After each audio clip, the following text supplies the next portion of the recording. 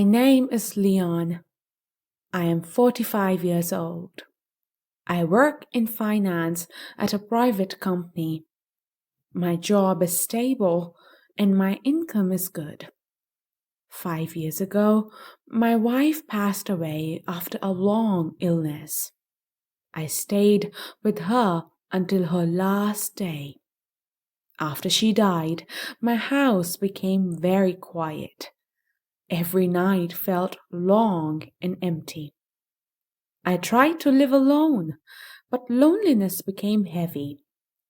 My 2 sons are grown men now. They are married and busy with their own lives.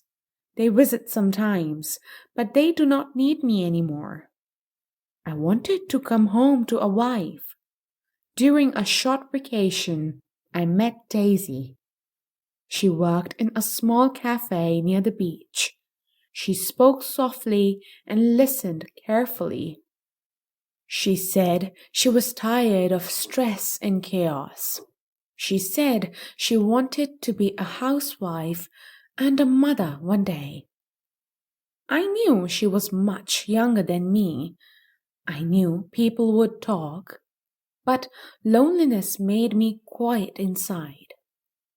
I married her. At first, life felt peaceful.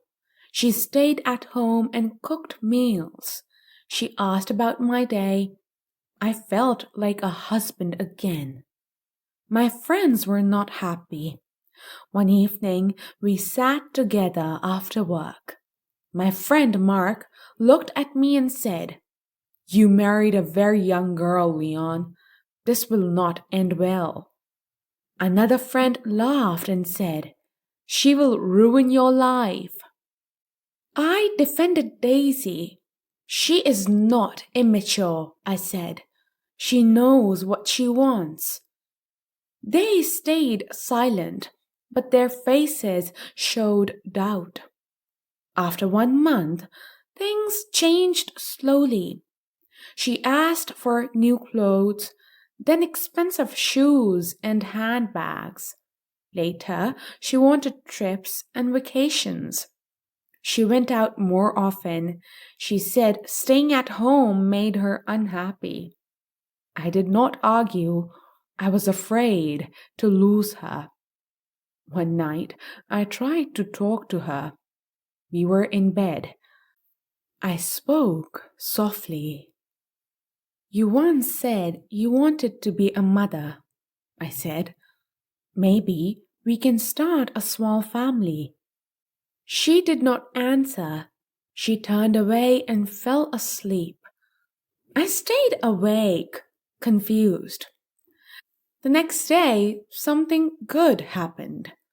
At the office, my manager called me in. I got a promotion. I felt happy. I decided to go home early and surprise Daisy. When I opened the door, loud music filled the house.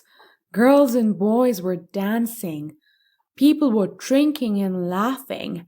Daisy was in the middle of the room. She was smiling and holding a drink. She looked free and careless.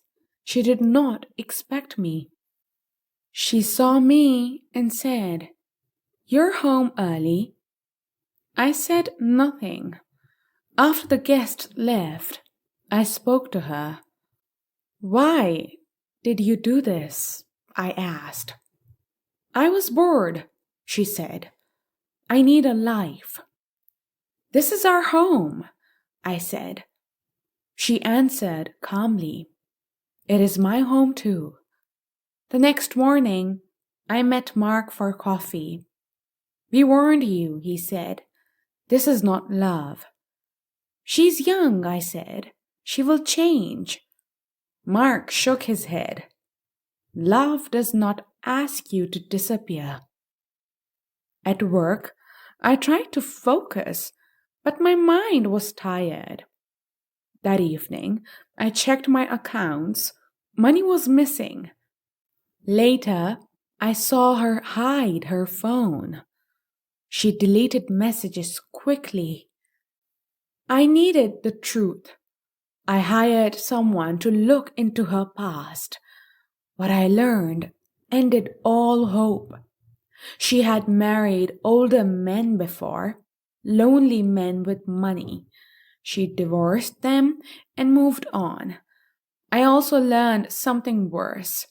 If I divorced her, I would lose most of what I owned. One night, I confronted her. "I know about your past," I said. She looked at me without fear. "This is how life works," she said. "You said you wanted a family," I said. She stood up. "I wanted comfort," she answered. After that, we stopped talking about the future. We live in the same house, but not together. She goes out, she spends money, she enjoys her freedom.